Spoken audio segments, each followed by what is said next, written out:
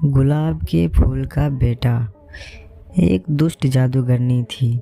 उसके घर के सामने एक बड़ा सा बाग था। बाग में बहुत सारे फूल लगे हुए थे। एक महिला उस घर के आगे से होकर जा रही थी। उसने एक सुंदर गुलाब फूल देखे। उसने सोचा कि मंदिर में चढ़ाने के लिए एक फूल तोड़ लिया जाए। लेकिन जैसे ही उसने फूल तोड़ने के लिए हाथ बढ़ाया, जादूगरनी आ गई। वह चिल्लाकर बोली, रुक जा मूर्ख महिला, तूने मेरे फूल को छुआ है। यहाँ किसी को भी मेरे फूल छूने की आज्ञा नहीं है। तेरी इस गलती की सज़ा तुझे ज़रूर मिलेगी। मैं तुझे भी गुलाब का फूल बनाती हूँ। यह कहकर जादूगरनी ने इशारा किया। वह महिला घबराकर रोने लगी। वह बोली, मुझे माफ़ कर दो, मुझसे बहुत बड़ी भूल हो गई।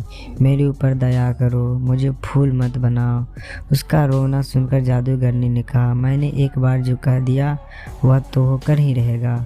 मैं इतना कर सकती हूँ कि तेरी सज़ा थोड़ी कम हो जाए। आज पूरे दिन तू इस क्यारी में रहेगी और रात होने पर ही घर वापस जाएगी। लेकिन सुबह होते ही तुझे यहाँ वापस आना होगा।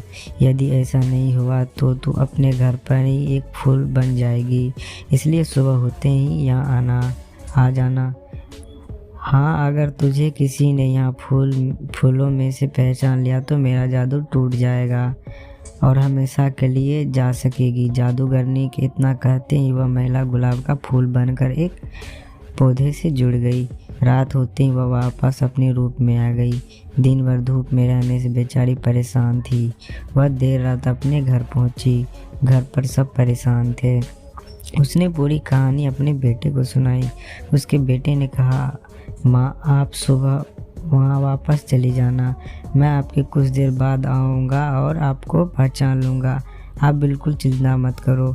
सुबह को सूरज निकलने से भी पहले महिला जादूगरनी के बाग में जाकर फूल बन गई। तभी उसका बेटा वहाँ आया। उसने देखा वहाँ गुलाब के बहुत सारे पौधे थे। उन पौधों पर सैकड़ों फूल लगे हुए थे। उसने एक एक फूल को ध्यान से देखना शुरू किया। काफ़ी सारे फूल देखने के बाद उसने एक फूल चुना और बोला, यही मेरी माँ है। इतना कहते ही माँ पर किया गया जादू टूट गया। वह अपने रूप में वापस आ गई। खुशी में उसने अपने बेटे को गले से लगा लिया। उसने बेटे से पूछा, एक बात बता बेटा, तूने मुझे पहचाना कैसे? बेटे ने कहा, सीधी बात है माँ, जितने भी फूल रात भर यहाँ रहे उन सभी पर ओस की बूंदें थी। लेकिन आप तो रात को घर पर थी, इसलिए आप बिल्कुल सूखी हुई थी। मैंने आपको आसानी से पहचान लिया। अपने बेटी की बुद्धिमानी देखकर माँ को बहुत खुशी हुई। जादूगर